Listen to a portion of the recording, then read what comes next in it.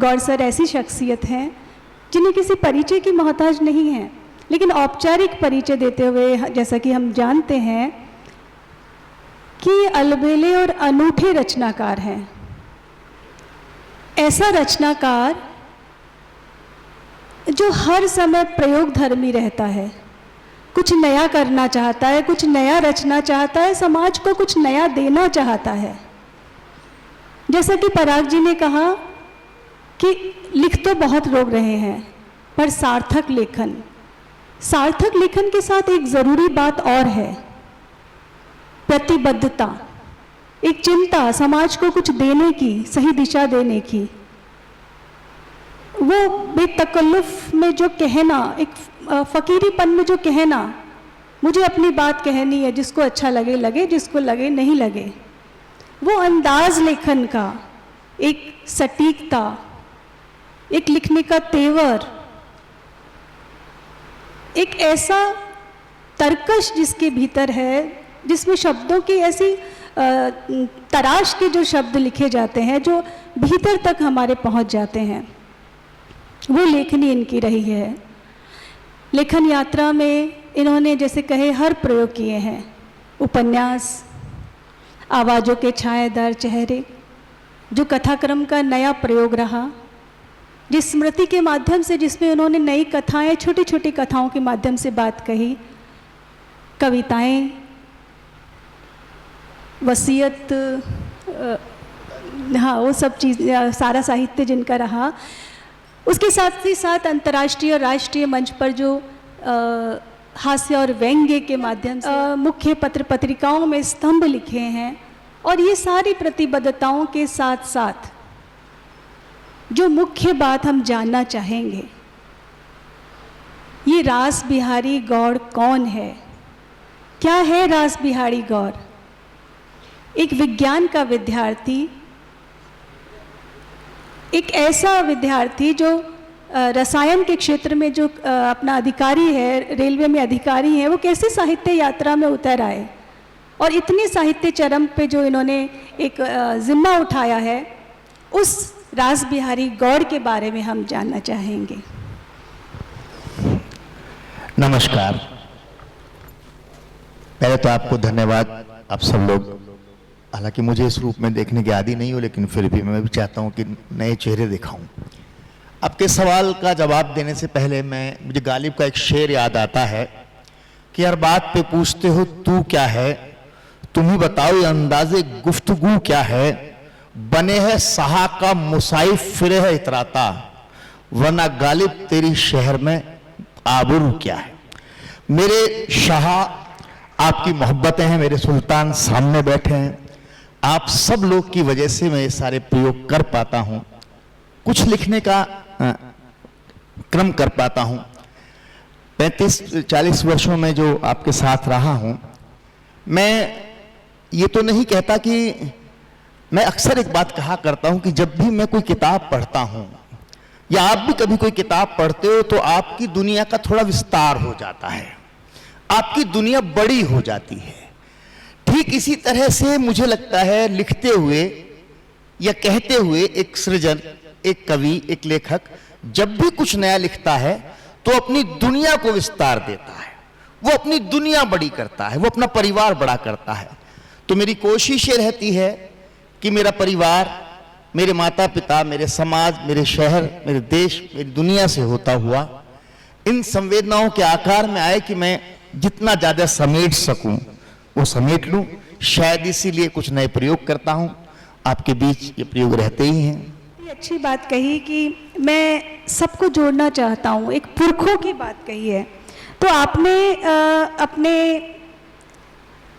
अपने इस पुस्तक में जो समर्पित किया है, उसमें आपने 2 पंक्तियां लिखी है कि पुरखों की उस विरासत को जिसने बताया हम क्या हैं। भारतीय संस्कृति की जो एक परंपरा है, उससे हमें जोड़ने का जो एक ये समर्पित भाव है, इसमें हम जानना चाहेंगे।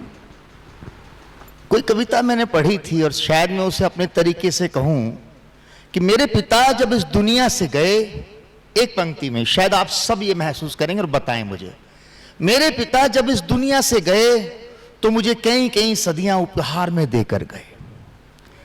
हर पिता जब दुनिया से जाता है, हर पुरखा जब दुनिया से जाता है तो आपको सदियां उपहार में देकर जाता है। संभवतः हमारे पास एक सीमित उम्र होती है, सीमित अनुभव होते हैं, सीमित परिवेश होता है, लेकिन हम कैसे उसमें उन सदियों को समेट लें, ये कोशिश रहती है। और यही था कि बचपन से या आप सभी लोग उसी परिवेश से आते हो मेरी तरह से ही, बचपन से हम पौराणिक आख्यानों में, कथाओं में, विविध रचनाओं में जीते रहते हैं और हमारे भीतर कोई भी रचना पढ़ते हुए कोई नई रचना भी उग रही होती है, क्योंकि मनुष्य विवेकशील है, उसकी असंभव संभावनाएं, जैसा कहा, उसके पास विवेक की अनंत संभावनाएं। तो जो भीतर उगता है उसे मैं थोड़ा सा निर्भय होकर इस रिस्क के साथ कि सामने वाले पर क्या प्रभाव पड़ेगा, मैं लिख देता हूं। और जहां तक महाभारत अनवरत का प्रश्न है तो सीधा सीधा मैं बहुत समय से महाभारत कथाएं आप सभी के घरों में सब जानते हैं, कोई बड़ी बात है नहीं।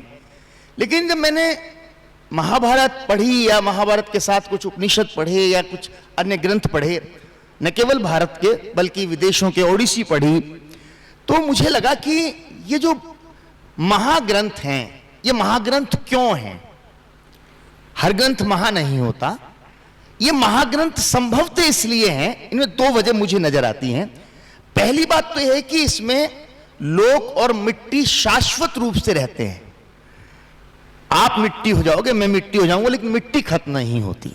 एक तो इनमें मिट्टी की एक ऐसी गंध है जो हमेशा सदियों सदियों पीढ़ी दर पीढ़ी बहती चली जाती है।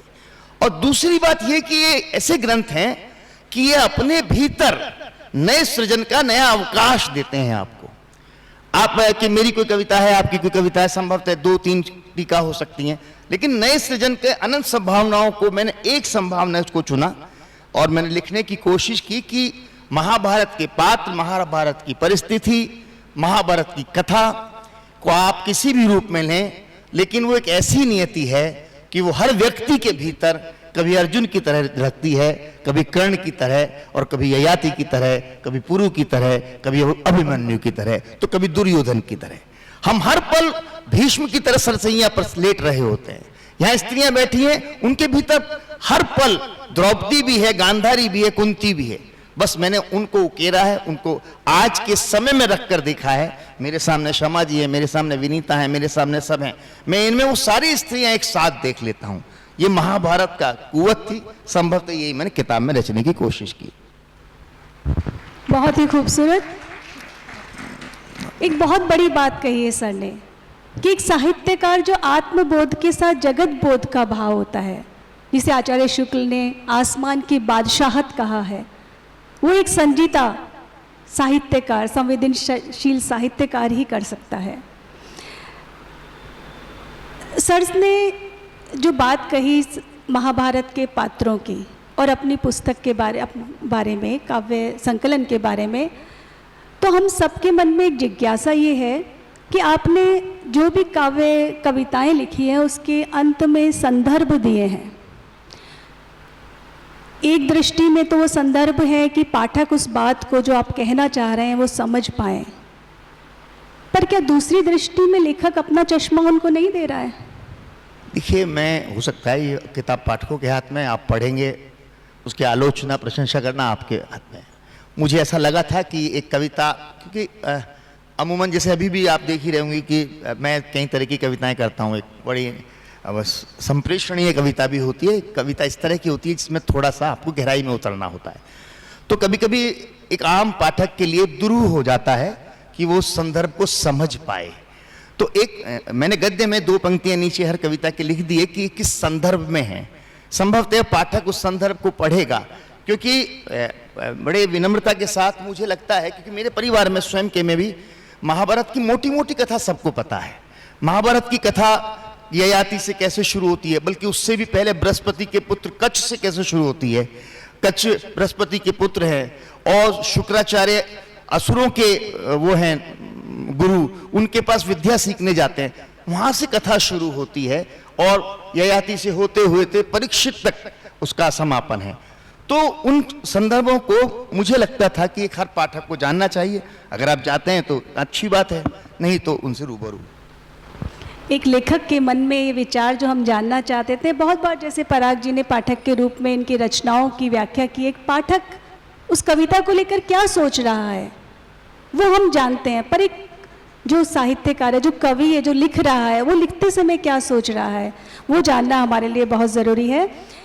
एक और उत्सुकता हम सबकी है कि आप राष्ट्रीय और अंतर्राष्ट्रीय स्तर पर जो मंचीय कविता में आपने जो स्थान पाया है, जो लोकप्रियता पाई है, अपार लोकप्रियता पाई है, उससे इतर साहित्य में जो आपने प्रवेश किया, वो ये रिवर्स गेयर कैसे हुआ?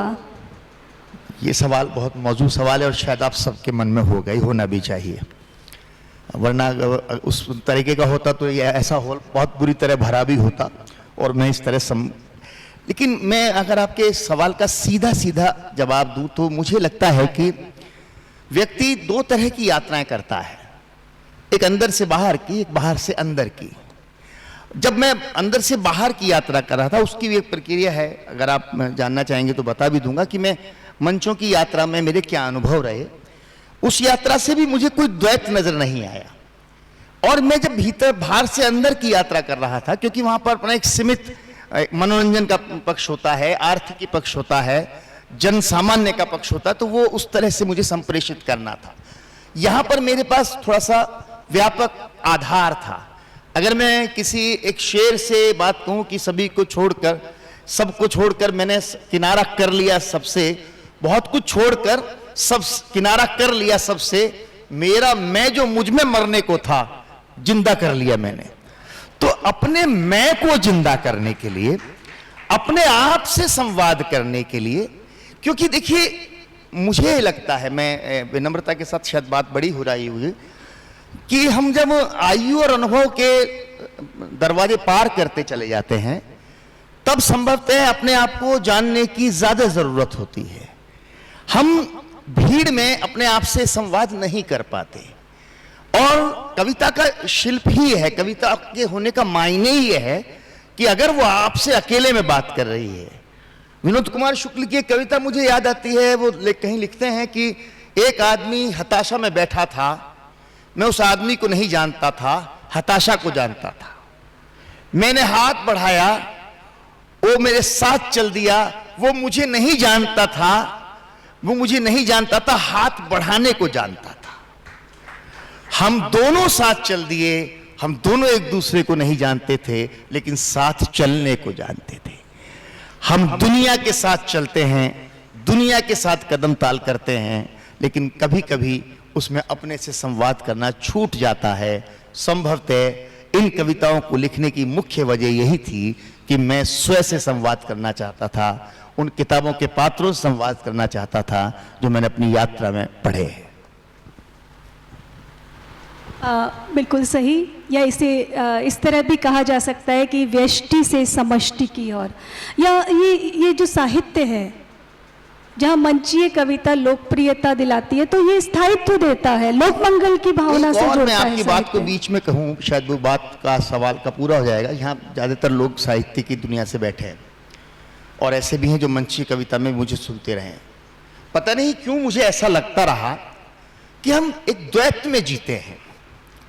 उदाहरण के लिए अगर मैं साहित्य के क्षेत्र में बात करूं तो लाफ्टर, कवि सम्मेलन वाले लाफ्टर को कमतर मानते हैं, साहित्य वाले कवि सम्मेलन को कमतर मानते हैं, या अमुक विधा वाले अमुक को कमतर मानते हैं, अमुक व्यवसाय वाले वकील उसको कमतर मानते हैं, वो अमुक उसको कमतर मानता है।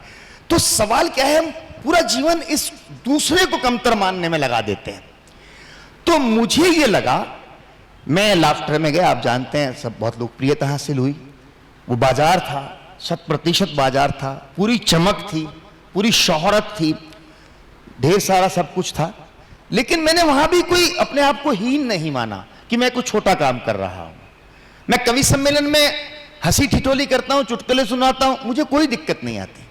मुझे लगता है कि मैं विसंगतियों पर कोई बात लिखनी है तो मुझे व्यंग का सहारा लेना पड़ता है, तो मुझे यह भी डर नहीं लगता कि यार व्यंग को लोग साहित्य की नजर से कैसे देखेंगे। कहने का तात्पर्य यह है कि आपके भीतर वही वाली बात है कि सब कुछ होता है, हम बहुत सी बार बाहर से डर रहे होते हैं कि यार मैं अगर ऐसा करूंगा तो लोग क्या कहेंगे, मैं तो बड़ा भारी उपन्यासकार हूं, मुझे तो ज्ञान की बात करनी चाहिए। और ये बात भी अक्सर कहा करता हूं मैं, शायद मंच की बात है लेकिन यहां भी प्रासंगिक और समीचीन लगती है कि उसी होठ को हंसने की तमीज होती है जिस आंख में पानी को सहेजने का सलीका होता है। तो मैं कोशिश करता हूं कि मेरी आंखें पानी को भी सहेजें और मेरे होठ मुस्कान भी बांटते रहें। बहुत खूब, आमीन, ऐसा ही है, आपके साहित्य में ये झलकता भी है। एक चीज़ और हम जानना चाहेंगे कि ये साहित्य लेखन की प्रेरणा आपको कहाँ से मिली? देखिए, ये एक लंबी यात्रा, नॉस्टैल्जिया भी हो सकता है, लेकिन ये सवाल संभवतः मेरे कुछ प्रिय मित्रों को जानकारी के लिए भी ठीक रहेगा। मैं स्वयं भी नहीं जानता, लेकिन हाँ ये था कि बचपन में एक आम परिवार से मैं आता हूँ। मेरे पिता लिपिक से रिटायर होते हैं। मेरे पिता को कविता का कोई शौक नहीं था इस तरह का, लेकिन हाँ मूल्यों के रूप में वो बहुत धनी थे। मूल्य साहित्य से आए ऐसा ज़रूरी नहीं है, मूल्य समाज से भी आ सकते हैं, मूल्य नैतिकता से, चेतना से, किसी भी मूल्य के रूप में वो बहुत धनी थे। तो मूल्य मैंने पारिवारिक परिवेश से पाए। उसके बाद ये लगा कि क्योंकि जब हम बड़े हो रहे थे, मेरी पीढ़ी के जितने भी लोग जानते हैं, जब हम बड़े हो रहे थे तो हमारे आसपास के घरों में या अपने घरों में साप्ताहिक हिंदुस्तान, धर्म युग जैसी पत्र पत्रिकाएं आती थी। दैनिक नवज्योति अकेला एक अखबार हुआ करता था, उसे पढ़ा करते थे। तो ये मन में करता था कि यार कभी यहाँ अपना भी नाम छपे। एक छोटी सी कोमल सी भावना होती थी। तो उसी भावना को लेकर मैं जब बड़ा हो रहा था, ग्रो हो रहा था, तो कॉलेज में आया। कॉलेज टाइम्स निकलता था हमारे गवर्नमेंट कॉलेज से, वहाँ एडिटर बन गया, कॉलेज मैगजीन का एडिटर बन गया। उन्हीं दिनों कॉलेज के टाइम में नवज्योति में मैं कुछ आर्टिकल लिख रहा था, संयोग से वो छप भी गए। तो मुझे बहम भी हुआ कि यार मैं लेखक जैसा कुछ हूँ। और दो चार दोस्तों ने मुझे कहा भी कि यार तू लेखक किस बनेगा। तो होता ना कि कभी कभी साथ का बहुत। फिर मैं थोड़ा सा और हुआ तो मैंने पंजाब केसरी में एक व्यंग लिखा, पंजाब केसरी में व्यंग छप गया। उस समय पंजाब केसरी में छपना थोड़ा सा महत्वपूर्ण हुआ करता था। तो मेरे एक पड़ोसी थे, वो आए और अखबार लेके आए, अरे रास बिहारी आज तेरा नाम छपा है। तो वो पहला व्यंग छपा, उसके बाद व्यंग लिखने का चस्का चढ़ा तो व्यंग लिखने लगे। इस बीच में नौकरी में आ गए। वहाँ पर लाइब्रेरी हुआ करती थी रेलवे की, तो उस लाइब्रेरी का लाभ उठाया, जिसमें मैंने यशपाल, विमल मित्र, शरद चंद्र, अमृतलाल नागर, खरीदी कोड़ियों के बोल, अनाम दास का पूथा, राग दरबारी, गुनाहों के देवता, सरीकी उस समय की किताबें पढ़ ली। हालांकि उन किताबों से भी लिखने की तमीज नहीं आई थी, लेकिन ये लगा कि यार ये किताबें लिखने वाले लोग कौन होते होंगे, ऐसे कैसे लोग हैं यार जो इतना बड़ा उपन्यास, इतनी बड़ी कथा, इतनी बड़ी बात लिख देते हैं। मतलब एक विशेष किस्म का अदृश्य सम्मोहन पैदा हुआ। मैं ये बात कहना इसलिए चाहता हूँ, इसे ये आत्म प्रशंसा ना माना जाए, कि उस आयु में जो निशान होते हैं वो कच्ची मिट्टी पर लगे हुए निशान होते हैं, कच्चे सीमेंट पर लगे हुए निशान होते हैं। सीमेंट सूख जाता है, निशान नहीं छूटते। तो वो निशान मेरे भीतर रहे। इस बीच कवि सम्मेलन देखा तो कवि सम्मेलन का सम्मोहन देखा कि अशोक चक्रधर कटेहास सुना रहे हैं, सत्तन जी ये कर रहे हैं, वोलाने जी ये कर रहे हैं, निर्भात्र। तो मुझे लगा यार ये तो अभी मजेदार काम है, यहाँ तो कुछ बोलो तालियां भी बजती हैं, पैसे भी मिलते हैं, मजा आ गया। तो एक कवि सम्मेलन में गए, 100 रुपये मिल गए। त्रिपाठी जी बैठे हैं, इन्होंने सब, तो मुझे लगा यार पैसे भी मिल रहे हैं तो बड़ा मजा सा आया। तो वो काम में वहाँ से मेरी दुकानदारी, मतलब दुकानदारी शब्द कह रहा हूँ, चलने लग पड़ी। लेकिन हुआ क्या कि मेरे भीतर, मैं ये नहीं कहता कि वो थोड़ा स्थगित हुआ होगा लिखना, लेकिन मैं कहीं ना कहीं किताबें पढ़ता भर रहा। इस बीच में लाफ्टर का ऑफर आ गया। ये कोई व्यवस्थित क्रम नहीं है, सब अवस्थित क्रम है। और लाफ्टर का ऑफर आया, वहाँ आया तो मुंबई वो वगैरह वगैरह बला बला, वो सब आपको मालूम ही है। फिर हमने लिटरेचर फेस्टिवल किया, तो वो सब आपके सामने ही है। लेकिन इन सब के बीच यहाँ तक पहुँचने की जो यात्रा है, वो यात्रा उन किताबों की देन है जो आज भी मेरे सिरहाने रखी रहती हैं। और जब भी मुझे लोरी की जरूरत होती है तो मां बनकर वो मुझे लोरी की तरह सुलाती हैं और मैं सो जाता हूं। बहुत खूब। वैसे आत्ममुग्ध आपने होना बोला, आप डिजर्व करते हैं आत्ममुग्ध होना। एक छोटा सा इंसिडेंट मैं आपके साथ शेयर करना चाहूँगी कि रास बिहारी जी का एक नाटक गांधी जिंदा है, सफल मंचीय कई मंचों पे प्रस्तुति हुई है, पूरे भारतवर्ष में प्रस्तुत हुआ है और हमारे यहाँ अजमेर में भी हुआ, मैंने भी देखा।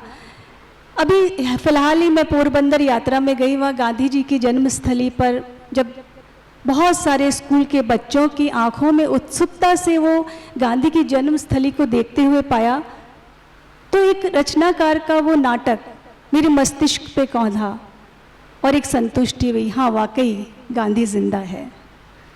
तो आपका वो प्रभाव था एक साहित्यकार का कि वो कहीं वो स्मृति कौंधी। बात को आगे बढ़ाते हुए आपने नाटक और ये संस्कृति के संवाहक उपन्यास, ये काव्य संकलन, कई रचनाएं की हैं। एक प्रश्न हम सबके मस्तिष्क में आता है कि आप इतने साहित्यिक प्रतिभा के धनी हैं, इतने साहित्यकार, श्रेष्ठतम साहित्यकारों में आते हैं, तो पाठक आप ही को क्यों पढ़े? अन्य साहित्यिक रचनाओं को छोड़कर आपका लेखन में ऐसा क्या खास है जो आपको पढ़ा जाए? बिल्कुल सच है कि ये सवाल मुझे क्यों पढ़ा जाए, मैं नहीं कह रहा मुझे पढ़ा जाए। किसी भी लेखक को नहीं कहना चाहिए कि मुझे पढ़ा जाए।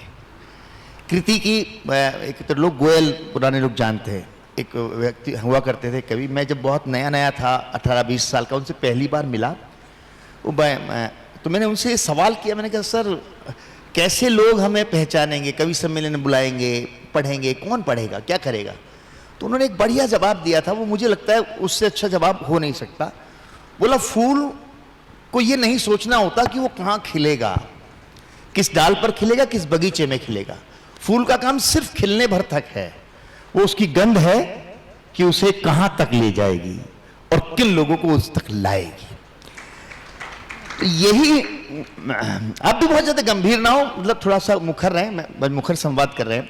तो यही मैं अपने लिखने में ये बात सोचता हूं कि मैं न काम था लिख भर देना। अब जैसे अगर मैं, आपने मुझे कहा कि अगर मैं जब पहले कविता आई वसीयत है कविता, क्यों लिखनी पड़ी मुझे वसीयत है कविता? मुझे लगा उसकी कविता की पंक्ति है, मुझे याद आती है, मेरी कविता वसीयत है उन पत्थरों के नाम जिन्हें, उन पत्थरों के नाम जो लड़ते रहे, एक दूसरे का सिर फोड़ते रहे, वगैरह वगैरह। तो मुझे लगता है कविता के माध्यम से मैं अपने आप को बेहतर संप्रेषित कर पा रहा हूं। संप्रेषण हो रहा है तो आप तक पहुंच जाएगा। उसके बाद उपन्यास इसलिए लिखा, आपसे मैं शायद वो उसे प्रचार ना समझें, अगर जिन्होंने पढ़ा है वो जानते भी हैं, मैंने उपन्यास में कुछ भी नहीं लिखा, मैंने आप में से सबका एक एक चेहरा उठाया और उसमें दर्ज कर दिया। उसमें नाम कुछ भी हो, चेहरा आप लोगों का ही था। आप लोग पढ़ेंगे तो ये देखेंगे कि ये कथा आपकी अपनी कथा है।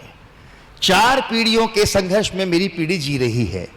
मेरे दादा आते हैं किसी गांव से बैलगाड़ी में चलकर, मेरे पिता साइकिल से कारखाने जाते हैं, ऑफिस जाते हैं, मैं कार से ऑफिस जाने लगा, मेरा बेटा अमेरिका में बस गया। 4 पीढ़ी की इतनी त्वरित यात्रा संवेदना के स्तर पर कैसे चली है? शायद ये मुझे लगा कि इतना बड़ा कैनवास मैं किसी एक कविता में नहीं कह सकता। ठीक यही बात खत्म करता हूं। जब गांधी को मैं पढ़ रहा था, गांधी को मैं पढ़ता रहा हूं, संभवतः हमारे पीढ़ी के जो पहले अग्रज थे वो सभी गांधी के अनुयायी हुआ करते थे। मेरे नाना बहुत थे, पिता भी गांधी के सिद्धांतों को मानते थे। फिर जब हम बड़े हुए तो गांधी के प्रति बहुत सारी अफवाहें समाज में जो फ्लोट होती हैं कि ये कर दिया, वो कर दिया, हमें भी लगाया कर दिया होगा भाई। फिर मैं गांधी के पास किताबों के माध्यम से गया। सबसे पहला किताब पढ़ी मैंने, विश्वास, नाम भूल रहा हूँ, पहला गिरमिटिया गिरिराज किशोर की। और गिरिराज किशोर की किताब 1000 पेज की मोटी सी किताब, साउथ अफ्रीका में गांधी क्या थे, मेरी आंखें खुल गई। उसके बाद मैंने और बहुत सारी किताबें गांधी को लेकर पढ़ी तो मेरी आंखें, मुझे लगा कम से कम, ये हो सकता है मेरे को गलत लगा हो, कि मैं गांधी को जब देखता हूं तो मुझे एक आदमी में सारे आदमी दिख जाते हैं। मुझे उसके राम राज्य में राम दिख जाते हैं, कर्म पथ में कृष्ण दिख जाते हैं, करुणा में ईसा मसीह दिख जाते हैं, दया में मोहम्मद साहब दिख जाते हैं। मैं चमत्कृत हूं कि मुझे दुनिया के, विश्व के इतिहास में थोड़ा ठीक ठाक पढ़ लेता हूं, मुझे ऐसी कोई दूसरी शख्सियत नजर नहीं आती जिसमें एक व्यक्ति में नैतिकता, सत्य, अहिंसा, राजनीति, समाज, उद्धार, कल्याण सब चीज अंतर्निहित हो। तो मुझे लगा इस बात को कैसे संप्रेषित किया जाए। क्षमा याचना सहित क्या होता है कि हम तीन तरह से लिखा हुआ पढ़ते हैं। अखबार की नजर से पढ़ते हैं, इतिहास की नजर से पढ़ते हैं और साहित्य की नजर से पढ़ते हैं। तीन तरह से हमारे सामने चीज आती है, लेकिन तीनों में अंतर क्या है? तीनों में अंतर है कि आप इसको अगर मैं एक मिथक की तरह से गढ़ूं, अखबार शरीर पर पहना हुआ कपड़ा है। आप सुबह पहनते हो, शाम को उतार देते हो, अगले दिन दूसरा कपड़ा पहनते हो। अखबार में कोई भी चीज छपी हो, माफ करें बैठे मित्र, वो एक दिन से ज्यादा की जिंदगी नहीं होती। इतिहास शरीर है, उसकी अपनी एक उम्र होती है, उसके बाद उसको मिट्टी में मिल जाना होता है।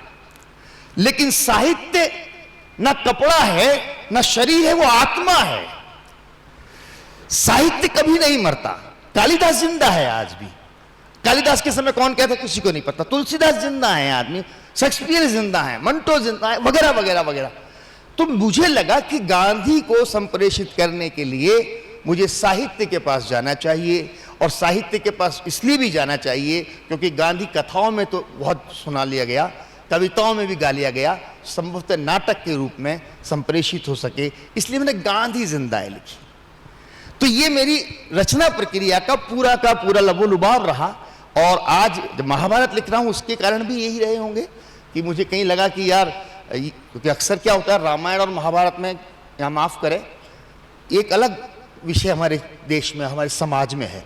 जिद की जाती है कि महाभारत इतिहास है, जिद की जाती है महाभारत मिथक है, जिद की जाती है महाभारत। मैं कहता हूं कि आप अगर इसे इतिहास कहते हो तो इसे छोटा करते हो।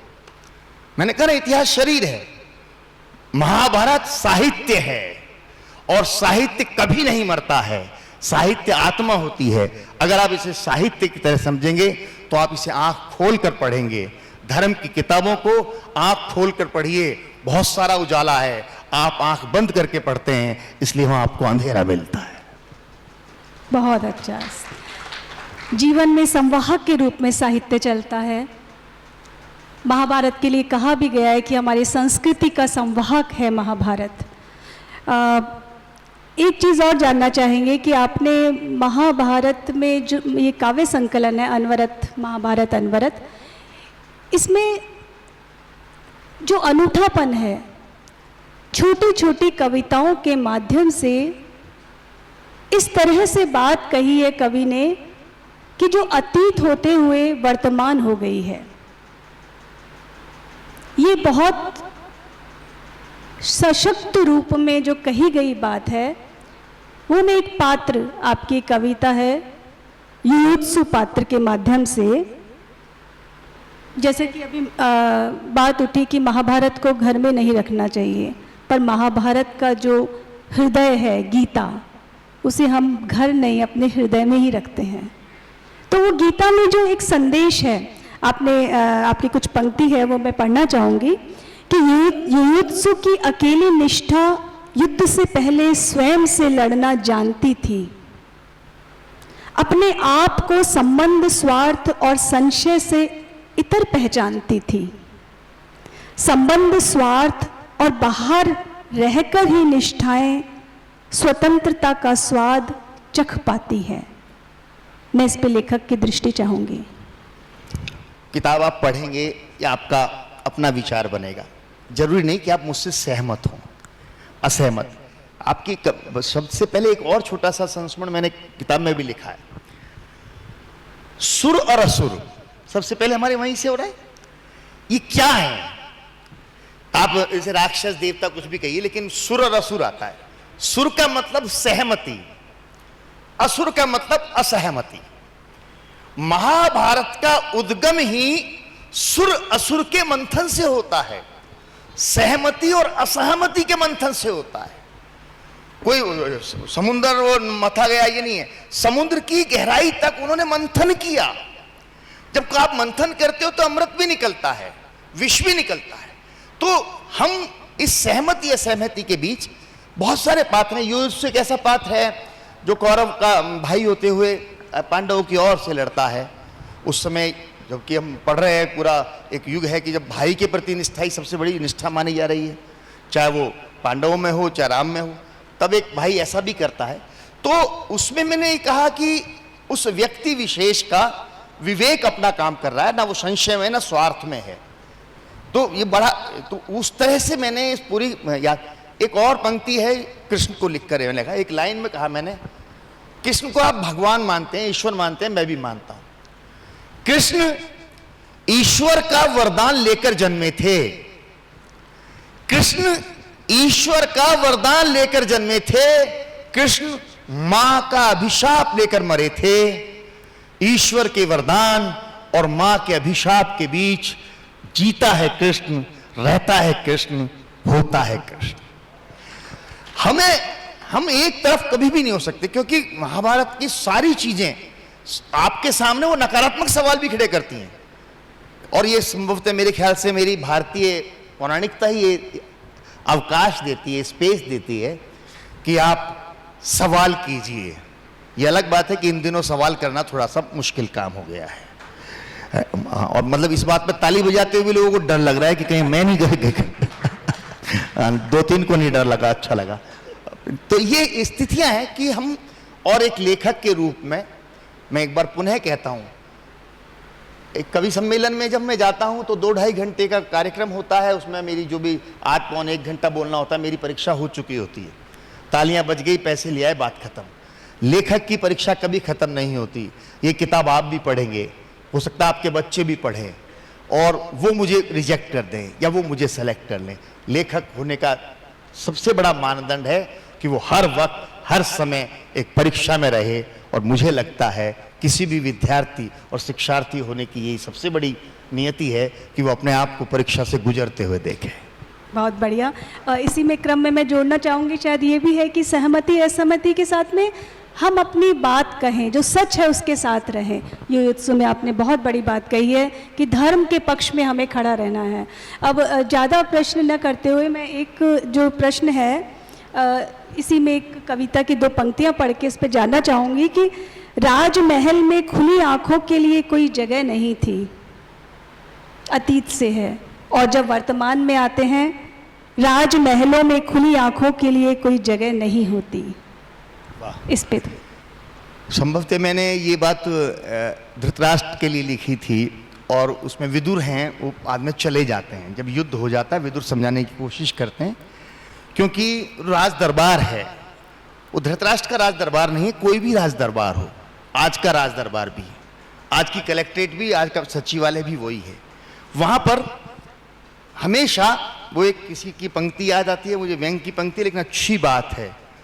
राजा ने कहा 10 बजे हैं, राजा ने कहा रात है, रानी ने कहा रात है, सचिव ने कहा रात है, चपरासी ने कहा रात है, और ये सुबह दिन के 10 बजे की बात है। राज दरबारों में यस्सर चलता है, राज दरबारों में आंखें बंद रहती है। धृष्टराज का जो राज दरबार है वो दुनिया का हर राज दरबार है, वहां विदुरों के लिए बहुत ज्यादा स्पेस नहीं होता है, लेकिन विदुर जिंदा रहते हैं कलम बनकर, कविता बनकर महाभारत अनवरतों में। क्या बात है, बहुत बढ़िया। क्या ये वर्तमान राजनीति के उसमें परिप्रेक्ष्य में भी कोई व्यंग्य है इसके पीछे? देखिए, वर्तमान राजनीति में मुझे मैं बहुत प्रिय हैं गालिब, हालांकि बहुत सारे लोग प्रिय हैं। मैं बहुत सारी किताबें का जिक्र करना चाहूँगा। बहुत सारी किताबें पढ़ करके मैं अपने आप को थोड़ा पाता हूँ। गालिब का एक वो शेर भी आपने सुना होगा कि बाजी चाहे अतफाल है दुनिया मेरे आगे, होता है शबे रोज तमाशा मेरे आगे। दुनिया मेरे लिए बच्चों का खेल है और सुबह शाम मेरे सामने तमाशा होता है। एक शब्द आएगा औरंगे सुलेमा, और एक शब्द आएगा इसमें एजाज़े मसीहा। औरंगे सुलेमा का मतलब है राजाओं का खेल, और एजाज़े मसीहा का मतलब है ईश्वर अदृश्य शक्ति का। अब बात उस शेर को सुने, आपको शायद अच्छा लगेगा, और मेरी राजनीतिक पर टिप्पणी करने का मकसद भी यही होगा।